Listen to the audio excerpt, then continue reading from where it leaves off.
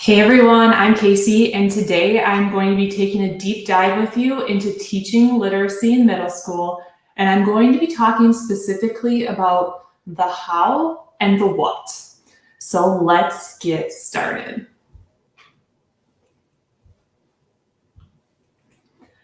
All right, so when I'm talking about the how, I'm talking about those common instructional practices that you use with the people that you teach with. So if you, for example, use guided reading or interactive read aloud, how do you commonly define those practices? That would be the how. The what is your curriculum. So it's actually what you teach every day, the content of what you teach. And today's purpose of what I want us to walk away with is we need both. And I hope that you maybe identify where you are strong and where you are weak as far as where your school is with having the how and the what together. So what will your takeaways from today's video be? Should be, what does it look like when a school has just the how, just the what, or maybe neither, or possibly both? So we are going to be looking at that. The next piece, I'm going to be going over 5 components that are needed to successfully teach reading and writing at the middle school level. I want you to be able to reflect on your school's wins and also your areas to grow. And then hopefully be walking away with some really specific solutions, resources, and action items that you can take right from this video and go implement to make positive change in your school. So the intended audience of this presentation would be any middle school English language arts teachers, any middle school literacy coaches or instructional coaches, middle school reading interventionists, principals, or curriculum coordinator. And if you're a middle school English language arts teacher and you're watching this, you're kind of thinking like, how would I make a change when in a whole system when I'm just one teacher? I want you to think about this idea of great leaders don't set out to be a leader, they set out to make a difference. It's never about the role and it's always about the goal. If you have a passion and as a teacher, you are the ones that see the workings of your school and what students are like from year to year. And if you're a 7th grade teacher, you see where they come from 6th grade, you see where they go in 8th grade, and you have an insight because you are with students every single day. So you are the ones that are going to be able to have the most ideas of how to make this change and start this conversation. So who am I and why am I even qualified to talk about this? First of all, I'm a learner who's committed to continuous growth. This is my 13th year in education, and I think that I've been in school for about 8 of those 13 years. So my initial bachelor's degree was 512 ELA, also secondary English teacher. And then along the way, I've picked up a K-12 reading interventionist degree, a reading master's degree, and a 5-8 literacy coordinator / coach degree. I'm also a creator of middle school literacy resources and curriculum. That's kind of my ultimate passion. My job, my role in the district that I teach in, I'm the 5-8 literacy coach, and I also always teach one section of language arts.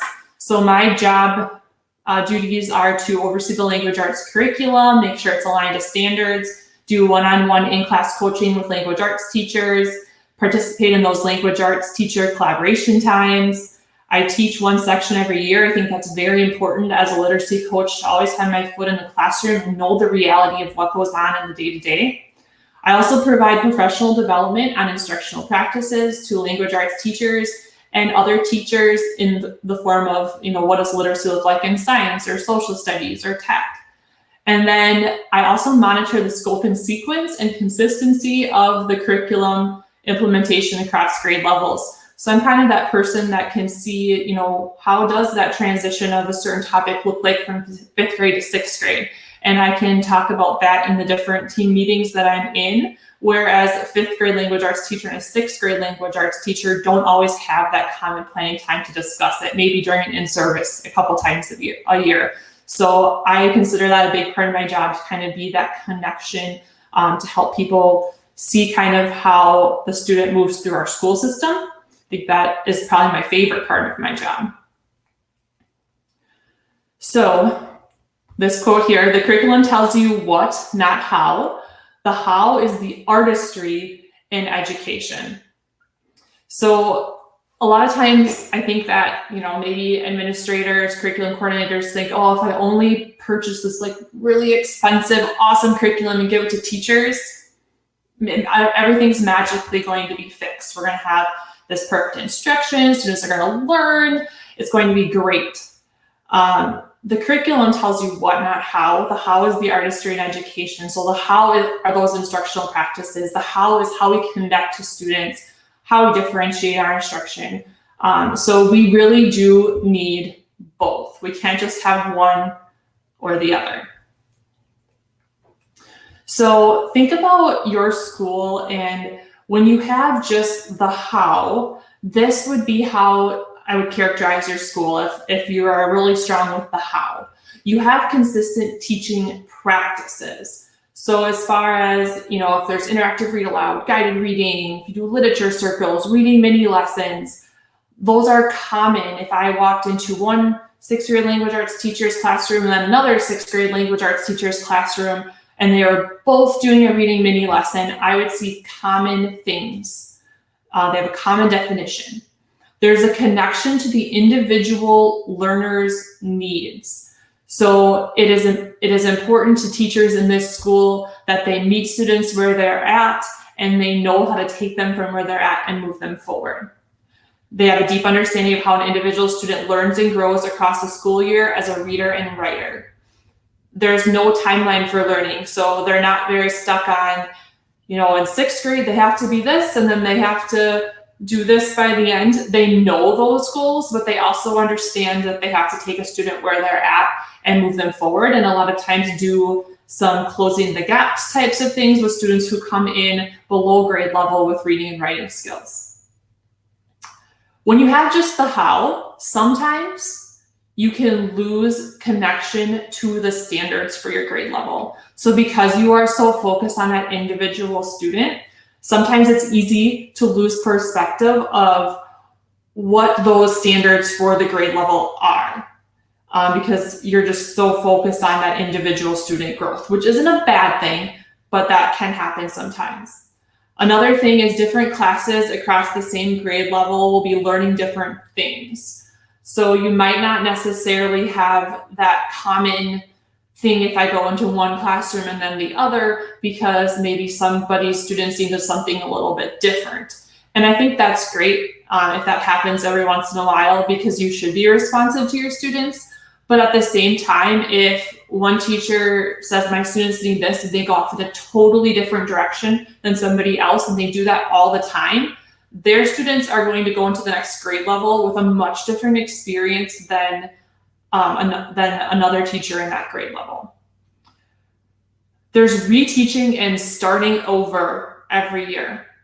So how many times have you had a student say, I don't know that, or I don't remember that, when you introduce a concept in 7th grade language arts and you're like positive they should have learned it the year before, and they did, and you're supposed to be building off of it, but students say they don't remember it, or they might have a bad pretest or something like that. So you start over every year. An example I like to give for this one, when I was able to really be in each grade level 5, 6, 7, 8 and think about our curriculum when we started the process of having the how and the what. One thing I noticed is that we taught metaphor and simile for figurative language every single year. And that's all that we ever talked about with figurative language, because students would say they didn't remember what a metaphor or simile was.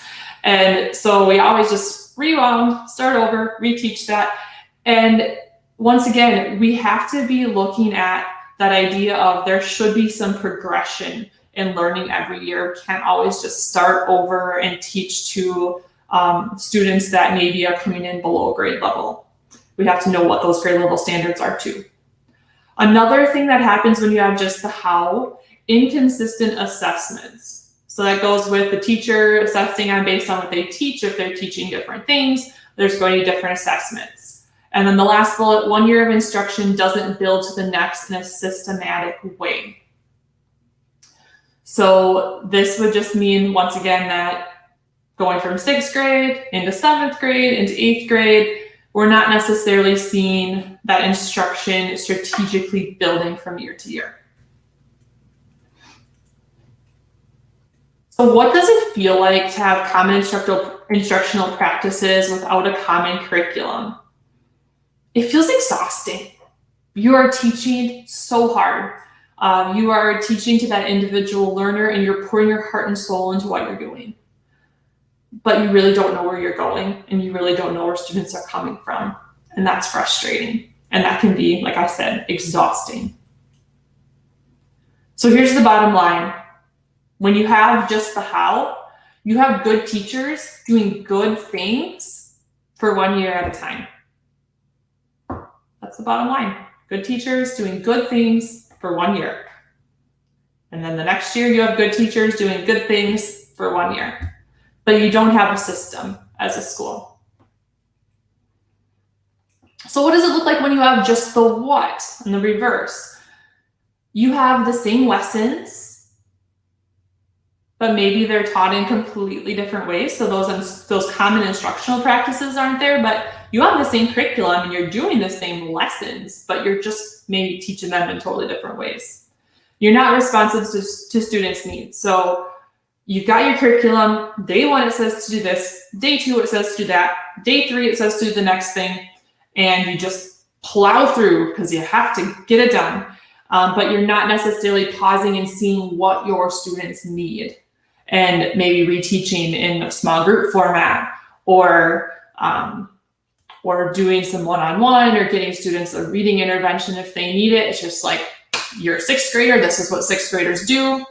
We keep moving forward, keep plowing through. You have common assessments with your teammates. So regardless of how you teach it, you all do have those common assessments at the end. This is the curriculum. This is the formative assessment. This is the summative assessment at the end of the unit. This is what we do. You focus on grade level standards. You have them memorized. You know exactly what those grade level standards are and what students are supposed to be able to do. You have a common resource that is used. Resource can be very confused with curriculum. So just because a curriculum director or your building principal purchases you a curriculum resource, you need to take that resource and make it into a curriculum that works for your grade level and your students. There's a big difference between a resource and a curriculum. A curriculum is something that is made real through how teachers implement the resource. Your classroom engagement is low. Your students are giving up. They feel behind. They feel like they can't catch up. They feel like no matter what they do or what they show you, it's not going to matter to you, because the next day you're just going to move on to whatever the curriculum tells you to do.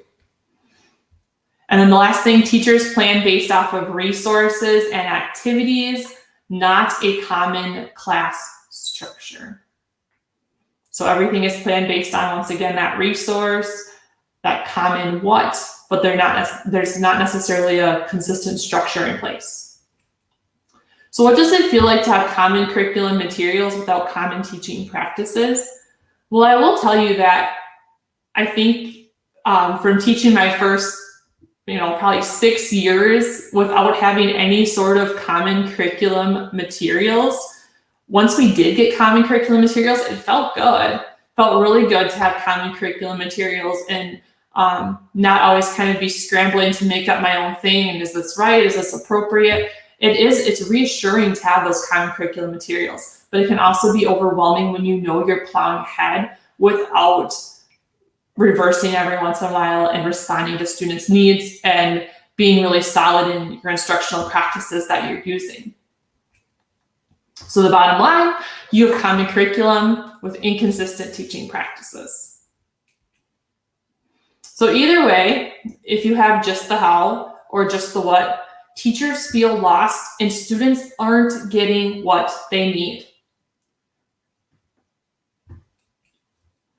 So next I'm going to stop focusing on, this negative of you have just the how or just the what, and I'm going to give you 5 necessary components to a successful middle school literacy program. And as I go through these 5, I want you to ask yourself, what components does your school have in place? What components are maybe missing in your school? And what components could your school improve on? And before I give the 5 components, I want to say that flexibility and collaboration are 2 things that need to be present with all 5 of these components. So flexibility, you need to take and mold the components to meet the needs of the teachers and students at your school. Collaboration, in order to implement any of these components, collaboration is the staple that will make all of this possible. Ongoing collaboration in and across grade levels to reach common understandings is a non-negotiable. So if you just wanted to close your door and do your thing, it's not really going to work. Even if you are the 7th grade language arts teacher for your whole school and have a small student population, you still need to be collaborating with that 6th grade language arts teacher and that 8th grade language arts teacher. You need to make sure you understand where students are going and where students are coming from. So why is collaboration important to how we teach and what we teach? Collaboration is how we understand students' needs, and then how we understand where students should be. Collaboration is, it's that reassuring piece that you're not just doing something, you're not just pouring your heart and soul into the students in front of you and then just sending them off into the world. Like, you know that they're going on and taking that next step and building on what you poured into them. Collaboration can be a sanity saver. It can be hard. It can be frustrating at times if you're collaborating with somebody that you don't agree with. But ultimately, in the end, in order to have a good school system, you need that collaboration. So how would I define the how and the what together? I would say it's a scope and sequence aligned to grade level standards with common assessments and curriculum materials taught by highly qualified teachers through the use of a balanced literacy teaching framework. So the first component we need is common instructional practices and context. So this is part of the how. So this means that we need to understand what are those common instructional practices for reading. What do book talks look like? What does interactive read aloud look like? What's the structure of our reading mini lessons? What does guided reading look like? Literature circles, book clubs, reading conferences. We need to know what these things are and how we define them as a school. For writing, it's author talks. How do we share mentor writing pieces, writing mini lessons, guided writing, writing conferences? To have common instructional practices, we need ongoing professional development.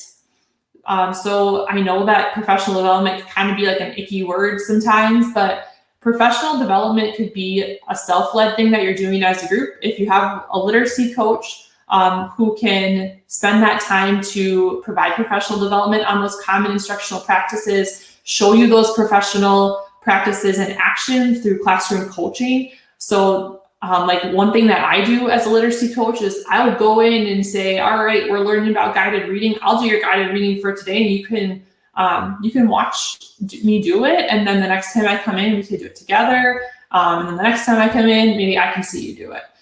So it doesn't always have to be like the coach coming in and watching you. It can definitely be the coach coming in and you watching them to develop those common instructional practices. Some other ideas there I have would be, you offer PD and then on a topic. So maybe I would offer PD around interactive read aloud. And I'm speaking more to like curriculum coordinators and instructional coaches now, but I think a really good model is you offer PD on one specific thing. And then for the next 2 weeks, you coach just around that one specific thing. So if I offer PD on reading conferences, I try to hop into all of the language arts teachers' classrooms at the middle school and see them do reading conferences or model reading conferences or co-teach reading conferences for the next 2 weeks before I introduce a new instructional practice. And I don't think that we can just do this once, like, oh, we took a year and we learned about all these instructional practices, we coached around them, we're done. I think this is an ongoing thing, and you can revisit these instructional practices every other year in a cycle. Cluster coaching is a really cool thing where you actually have like a team of teachers. So say you have a team of 4 6th grade language arts teachers. One of them would volunteer to do, say, like a guided reading lesson. And the other 3 teachers would get to go in and watch that guided reading lesson.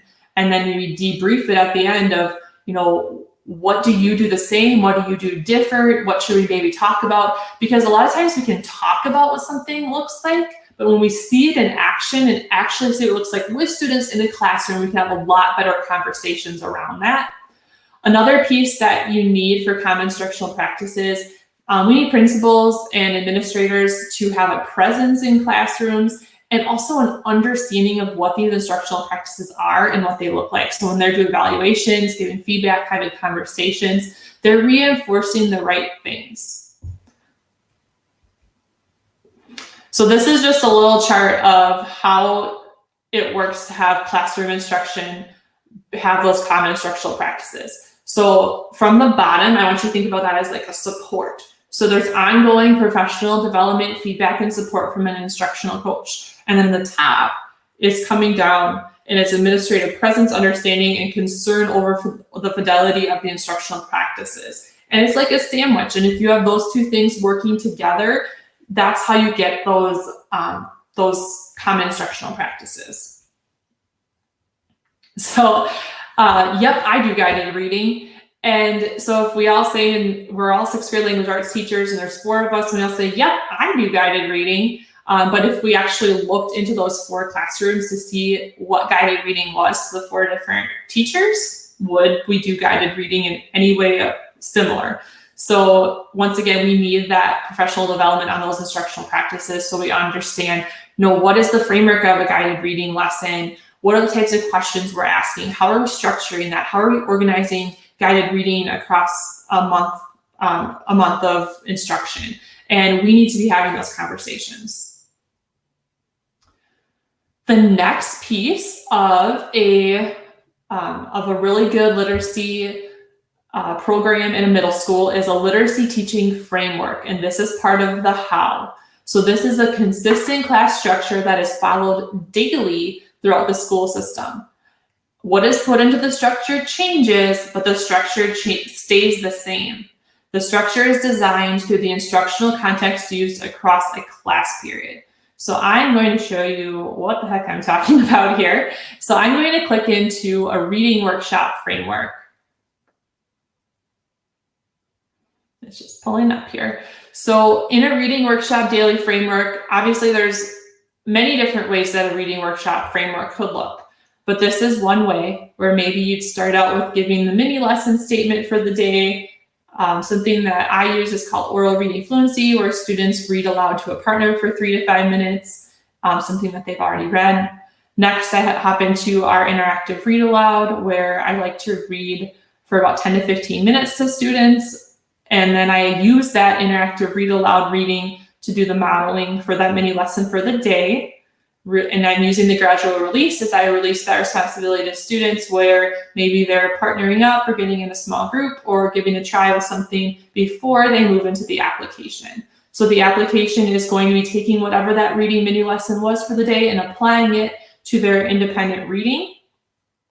And there might be like a task associated with that. Application is also when small group reading instruction and reading conferences occur. And then at the end, I like to bring students back and share. So this structure remains exactly the same whenever we're doing a reading unit. But what I'm putting into it, so that mini lesson, that curriculum instruction, that is what changes daily.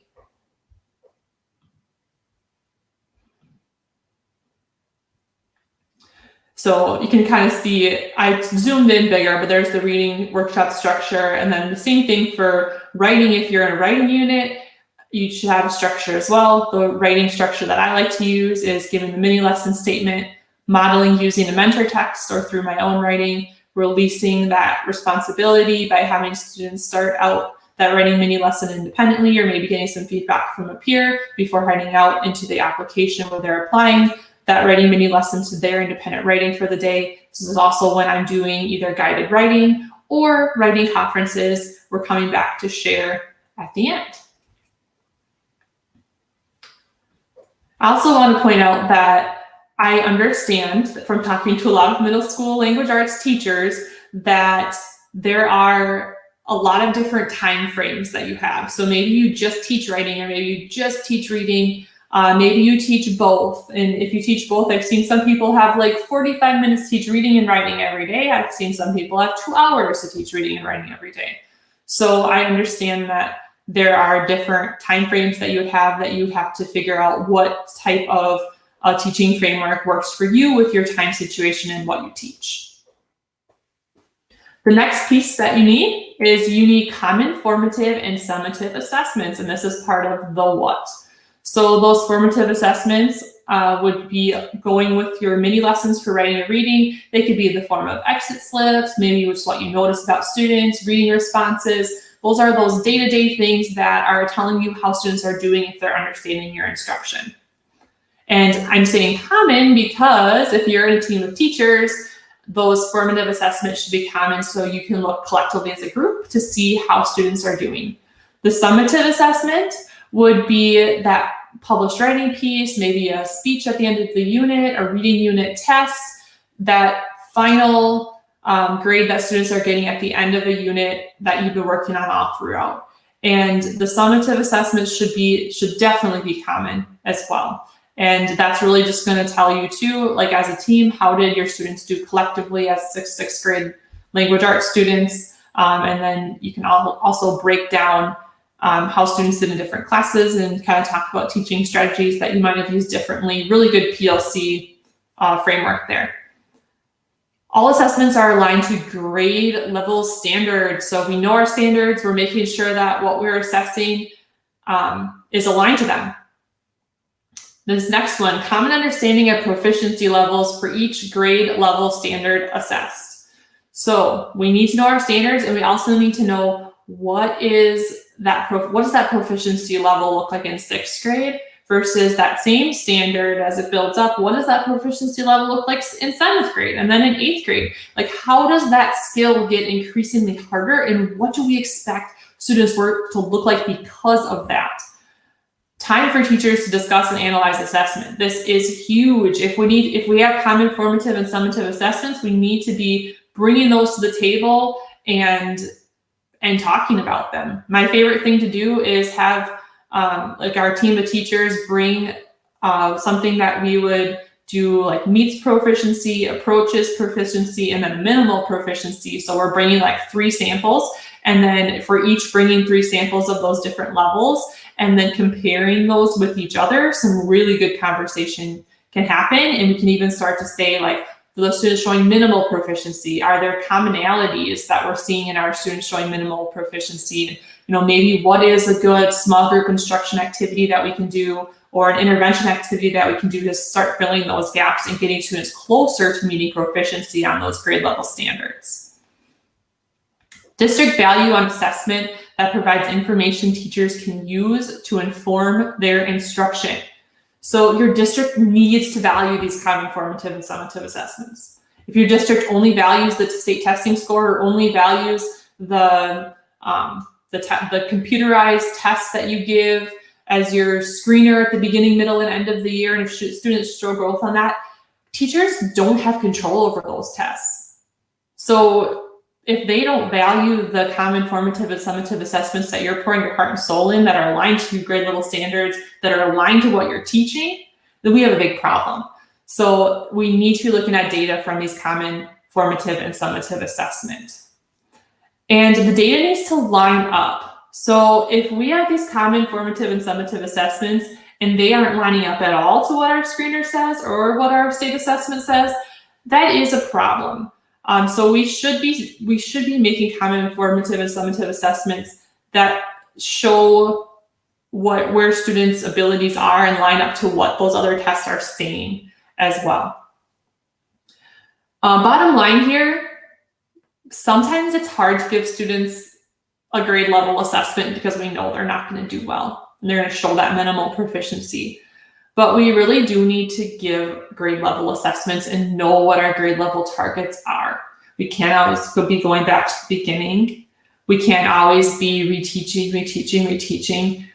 We need to know where our curriculum for that grade level should be. And there's other things that we can do to help those students that aren't meeting proficiency. But in order to even help them, we need to know what it is that that they should be attaining.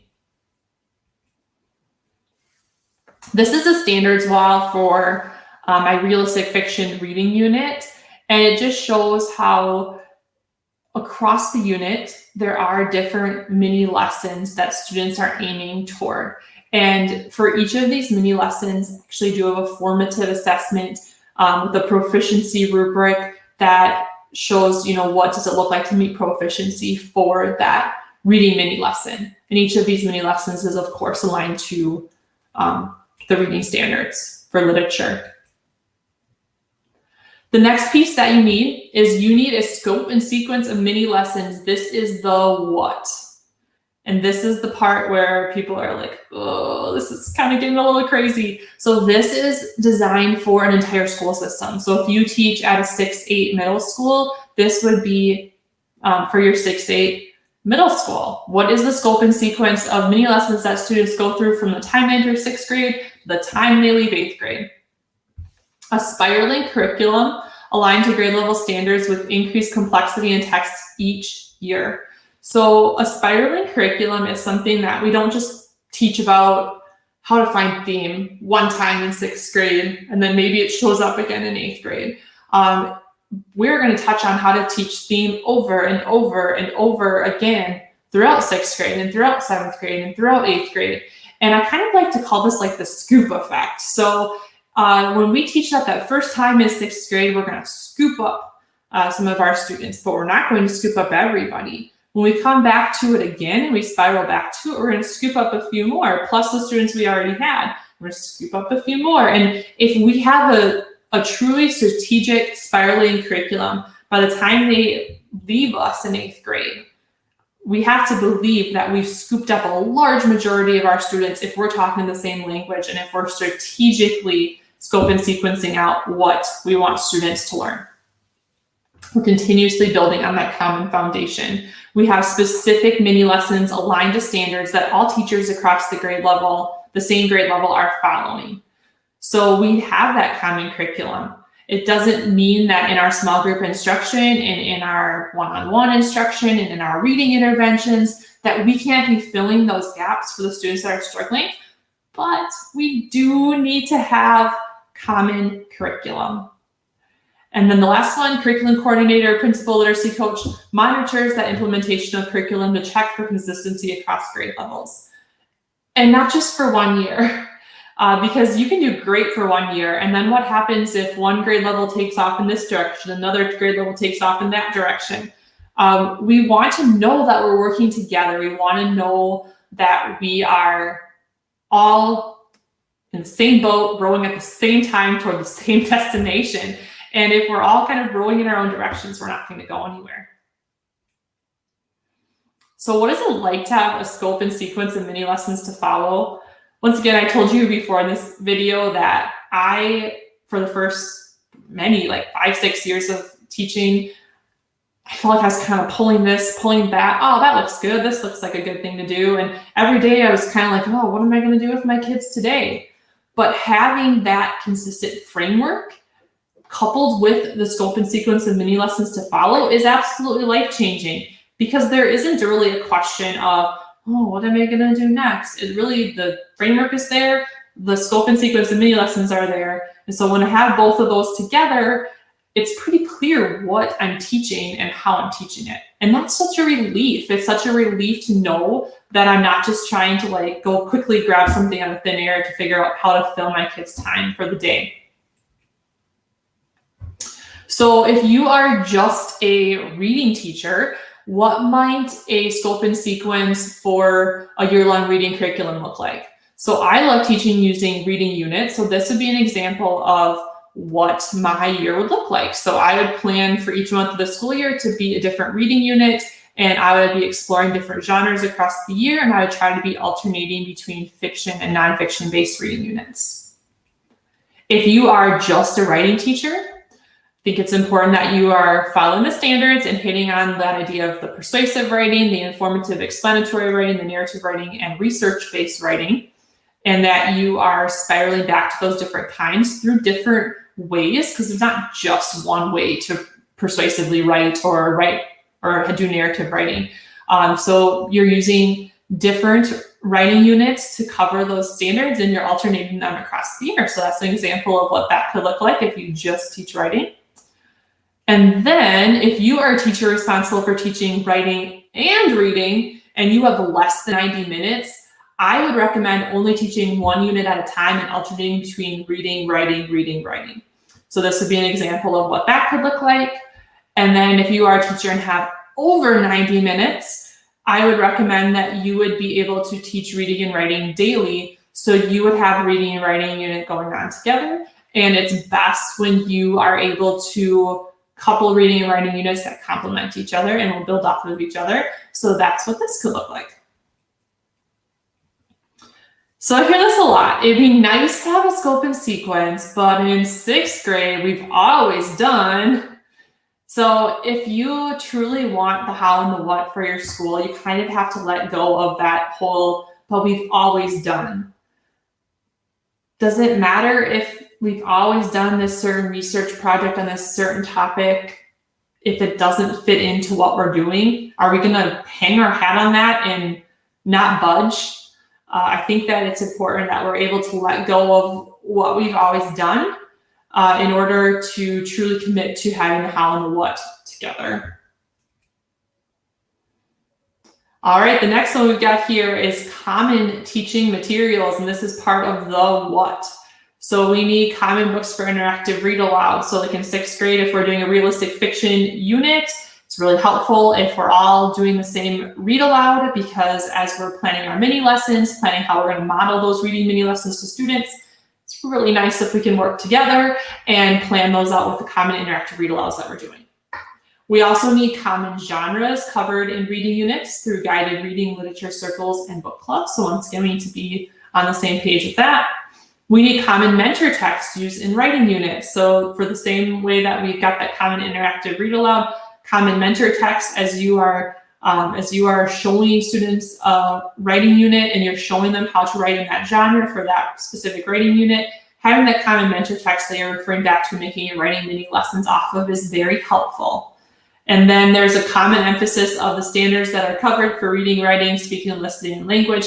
I'm referring here to picking out power standards, essential standards, priority standards, whatever you call them, but we can't teach every single standard like all the time. So picking out those priority, essential, power standards and making sure that we have the same ones and we're not, in 6th grade, like my priority standards are different from the person who sits next to me or teaches next to me. That doesn't really work. So we have to be on the same page with that.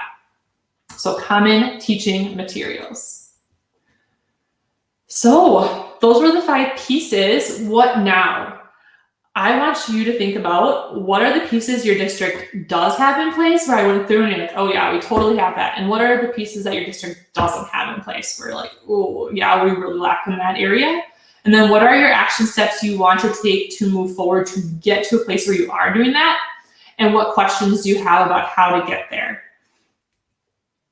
So amazing teachers can be doing amazing things, but without a district's vision for the how and the what, students' reading and writing instruction will be an ineffective roller coaster ride. So once again, you are pouring yourself out. You're giving it everything you have. But if you don't have the how and the what as a district vision, the students' reading and writing instruction will be an ineffective roller coaster ride that rewinds and fast forwards year after year and doesn't go anywhere. So I have some additional links here. One of them is a visual, or this one is what I'll show you, the checklist for the 5 components for a successful middle school literacy program. So this handout goes through those 5 different areas that I went over, and then it has a place where you can check if you have it in place, if that's missing, or if it's a place that you want to improve. I will link this document in the comments of this video so that you can print this out and start a plan with the people that you need to have this conversation with. Do you want this presentation? I'd love to share it with you so you can start a conversation about making sure you have the how and the what in place for your literacy instruction at your school today. If that's you, make sure that you connect with me over at my teaching website, theliteracyeffect.com. I'll also put a link to that in the comments here. Here's my contact and connect information. I am Casey Keel, and my email is there. My website, theliteracyeffect.com. You can find me on Facebook, Instagram, and Twitter. I'm most active on Facebook and Instagram. So please hop over there and connect with me as well. I would absolutely love to further this conversation, work with you, work with a team of teachers at your school, work with your school. So get in contact with me. And I also want to say that if you're looking at that idea of like the reading units and the writing units, and like, that'd be so awesome to have. Just not really sure where we get those. I do have reading and writing units that I've created that include those different pieces of the literacy instructional frameworks that I mentioned. They include common, formative, and summative assessments, proficiency rubrics. And then one thing that I really pride myself on with the resources is that there is a professional development component in there where I don't just throw this resource at you and say, hey, figure it out. I have a lot of professional development embedded in my resources where it tells you how to do it and why you're doing it. So definitely go to my website and check that out further. If you're interested, connect with me. Thanks so much for tuning in. And I really hope that there's something in this video that inspired you and that made you think, I think that that's one thing that we could do to make a big change in our system at my middle school for our language arts instruction. So thanks again for tuning in, and we'll see you next time.